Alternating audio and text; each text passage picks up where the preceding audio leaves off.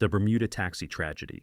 In July 1975, 17-year-old Erskine Eben was riding his moped along a road in Hamilton, Bermuda, when he was struck and killed by a taxi. Tragically, this incident was an eerie repeat of history. Almost exactly 1 year earlier, Erskine's older brother Neville, also 17 at the time, had been killed on the very same moped, on the same street, by the very same taxicab.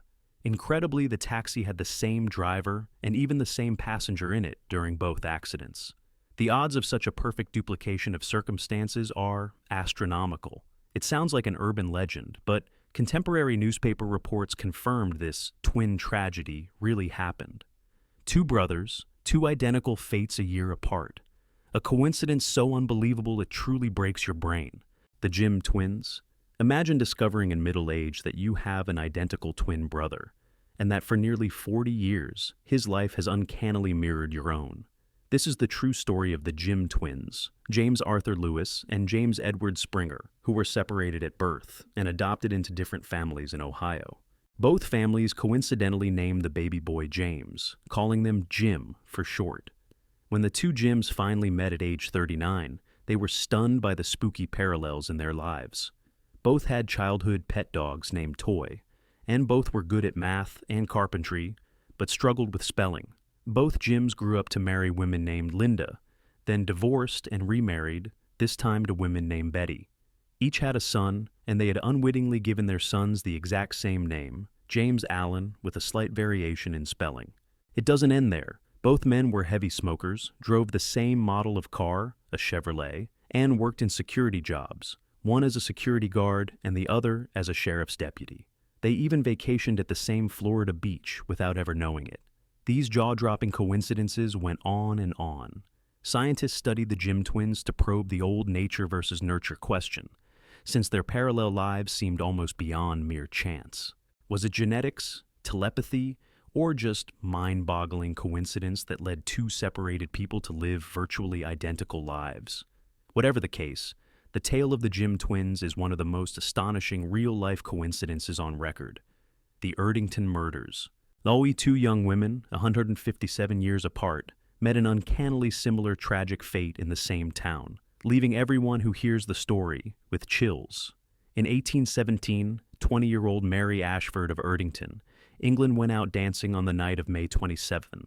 The next morning, her body was found brutally murdered. She had been strangled and left in a watery pit.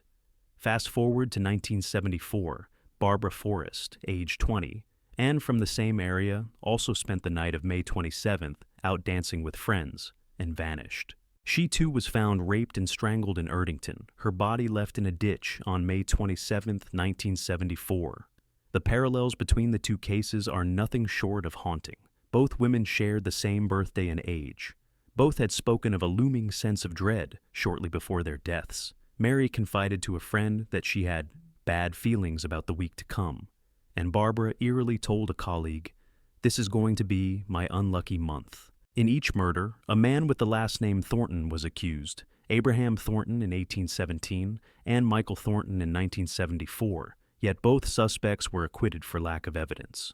Two murders, a century and a half apart, aligned in so many details that it feels as if history literally repeated itself in Erdington. Coincidence, or something far more mysterious? The Erdington case remains an unnerving enigma that defies explanation. Lincoln-Kennedy coincidences. It's one of the most famous coincidence lists in history, the startling parallels between U.S. Presidents Abraham Lincoln and John F. Kennedy. The two men led the nation a century apart, yet the overlaps in their life stories and deaths are almost unbelievable. Both Lincoln and Kennedy were first elected to Congress in '46, Lincoln in 1846, Kennedy in 1946. And later, each won the presidency in '60, 1860, and 1960, respectively.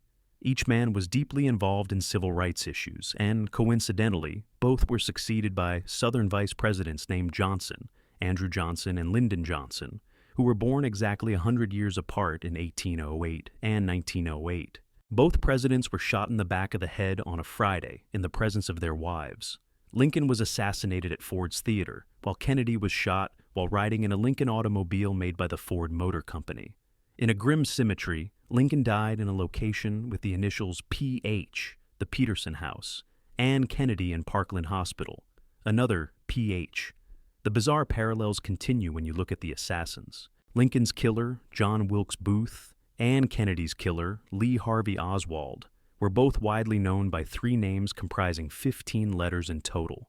Both assassins were themselves killed before they could be brought to trial, silencing any further revelations. There's even an often cited, though false, claim that Lincoln had a secretary named Kennedy, and Kennedy had a secretary named Lincoln. One of the few coincidences that turned out to be mere myth. Still, the list of true Lincoln-Kennedy coincidences is long and compelling. So many striking parallels can make you wonder if some mysterious force was at work, or if it's all just an extraordinary roll of the probability dice. This enduring historical coincidence has fueled countless debates, books, and wild theories. But even the skeptics have to admit it's pretty mind-blowing. The Titan and the Titanic. 14 years before the Titanic's ill-fated maiden voyage, a novel seemingly predicted the disaster with uncanny accuracy. In 1898, author Morgan Robertson wrote a novella called Futility, later known as The Wreck of the Titan. In Robertson's story, an unsinkable ocean liner called Titan, the largest ship of its day, sets sail across the North Atlantic on its maiden voyage, packed with wealthy passengers. Disaster strikes when the Titan hits an iceberg and sinks, resulting in a massive loss of life, partly because the ship carries far too few lifeboats for everyone. Sound familiar? In April 1912, the real Titanic, marketed as virtually unsinkable and the largest ship of its time, struck an iceberg in the North Atlantic on its maiden voyage and sank, with a devastating loss of life, in part due to insufficient lifeboats. The similarities between the fictional Titan and the real Titanic are downright spooky.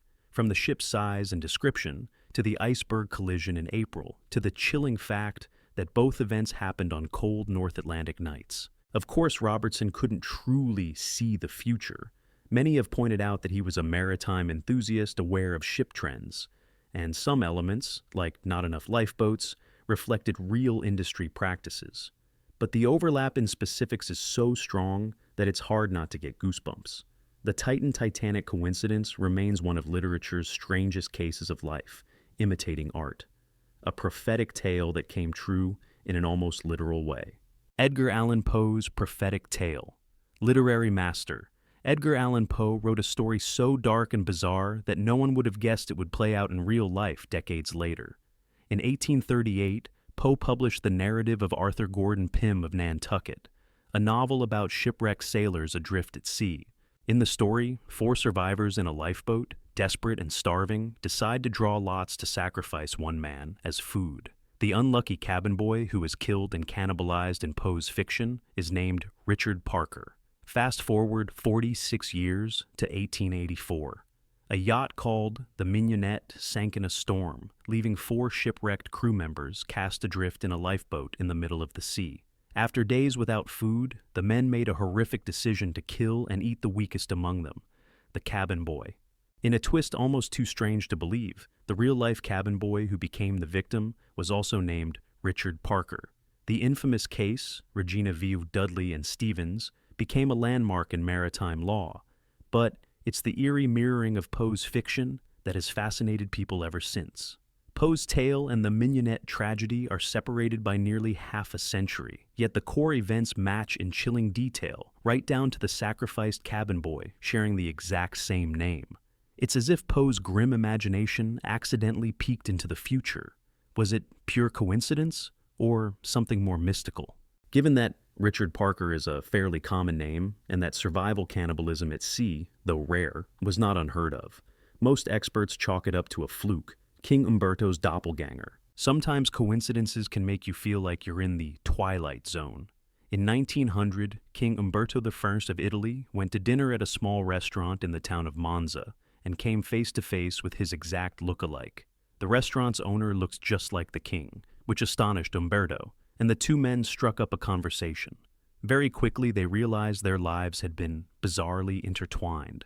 The restaurateur was also named Umberto, and he had been born on the same day and in the same town as King Umberto I.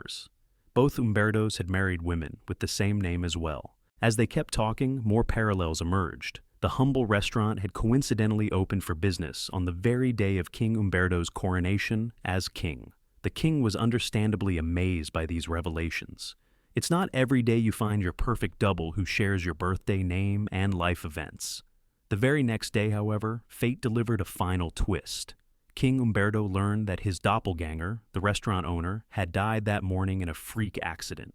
Some versions say it was a shooting. Only hours later, on July 29, 1900, King Umberto Vermeer himself was assassinated by an anarchist. The two men who lived parallel lives also met parallel deaths on the same day. It's a string of coincidences so absurd that if it were in a novel, you might scoff at it. Yet it happened in reality. To this day, the tale of King Umberto's mysterious double is recounted as one of history's strangest coincidences: the falling babies. Luck, or something, was on the side of Detroit street sweeper Joseph Figlock in the late 1930s, when he became an unlikely hero twice in the most astonishing way. One day in 1937, Figlock was going about his work sweeping an alley in Detroit when, out of nowhere, a baby plummeted from a high apartment window. The infant fell from the fourth story straight onto Figlock, who miraculously broke the child's fall. Both Figlock and the baby were injured, but neither was killed, and the baby's life was saved by his inadvertent catcher. Fast forward to the very next year, 1938. Joseph Figlock was again walking down a street in Detroit, some accounts say cleaning an alley, when, unbelievably, another young child tumbled out of a window above him. In a surreal repeat of the previous incident, the falling toddler, a 2-year-old boy named David Thomas, landed on Figlock, who once again cushioned the impact. Incredibly, just like before, both man and child survived the event with no fatal injuries. Essentially, Joseph Figlock caught 2 different children falling from buildings in 2 separate incidents a year apart. What are the odds of that? The story was reported in Time magazine and newspaper columns as an extraordinary coincidence. If you ever needed a reminder that lightning can strike twice, and sometimes that's a good thing, Joseph Figlock's double baby rescue is proof. It's a heart-stopping coincidence that leaves you equal parts amazed and relieved, wondering if some people are simply in the right place at the right time. Twice. Hoover Dam's bookend deaths. The massive Hoover Dam project in the 1930s was an engineering triumph, but it carried a human cost. And in one family's case, that cost came with an eerie timing. During the dam's construction, approximately 100 workers lost their lives. The very first recorded death occurred during preliminary work on December 20th, 1922. A surveyor named J.G. Tierney drowned in the Colorado River while searching for the ideal dam site. Exactly 13 years to the day later, on December 20th, 1935, the last fatal incident during the dam's construction took place. A worker, Patrick Tierney, fell to his death from one of the dam's intake towers. He was the son of J.G. Tierney. In other words, a father and son both died on December 20th, exactly 13 years apart, each at the beginning and the end of the Hoover Dam project. This grim coincidence often sparks the claim of a curse or destiny at work. It's certainly poignant and spooky that the construction's first and final casualties were not only related, but tied together by date. Of course, there's no supernatural reason. It's a tragic fluke in timing. But that doesn't make it any less astonishing to ponder. The Hoover Dam's bookend father and son tragedy stands as a somber reminder of how reality can sometimes script coincidences that no storyteller would dare invent. Mark Twain and Halley's Comet. Mark Twain, famed author of Tom Sawyer and Huckleberry Finn, lived his life under a cosmic coincidence that he both anticipated and accepted with a wink. Twain was born in 1835, a year when Halley's Comet streaked across the sky. In fact, Halley's Comet was visible in the skies just 2 weeks after Twain's birth. As he grew older, Twain noted the connection. In 1909, he famously said, "I came in with Halley's Comet in 1835. It is coming again next year, and I expect to go out with it." Remarkably, he was right. Mark Twain died of a heart attack on April 21, 1910. The day after Halley's Comet made its return appearance after 75 years. He literally came in with the comet and went out with it, just as he predicted. The odds of being born and dying during adjacent Halley's Comet visits are extremely small. The comet won't be back until 2061, by the way. Twain's life and death timing was a coincidence of celestial proportions. It's one of those curious facts that sounds like fiction. The universe bookended Mark Twain's time on Earth with the same spectacular comet, almost as if signaling the entrance and exit of a truly bright personality. Twain himself likely saw the humor and poetry in it, calling it no less than expected. For the rest of us, it's a strangely satisfying cosmic coincidence that feels almost magical. The Simpsons predictions. On a lighter note, consider the oddly prophetic track record of the TV show The Simpsons. This long-running animated sitcom has been on air since 1989, and with over 700 episodes of satire under its belt, it has accidentally foretold a number of real-world events. The most famous example might be the episode from the year 2000 titled Bart to the Future, in which a throwaway gag mentions Donald Trump becoming President of the United States. That was 16 years before Trump actually won the presidency in 2016, a fact that blew people's minds when reality caught up to the cartoon. Another episode of The Simpsons depicted a sign at 20th Century Fox stating it was a division of Walt Disney Co., effectively predicting the Disney takeover of 21st Century Fox about 2 decades before it happened in 2019. The show has made other eerily accurate predictions, from technological gadgets like smartwatches and video calls, to events like the Siegfried and Roy Tiger attack, even Nobel Prize winners and the spread of a virus. How does a cartoon manage to glimpse the future so well? The truth is likely less mystical. With so many episodes and so much clever writing, some plotlines are bound to coincide with real events, eventually just by random chance. The writers also base episodes on current trends and possibilities, so sometimes life simply imitates art. Still, when a Simpsons joke or storyline does line up with later reality, it never fails to raise eyebrows. It's become a pop culture meme to say, "The Simpsons did it," whenever a new coincidence comes true.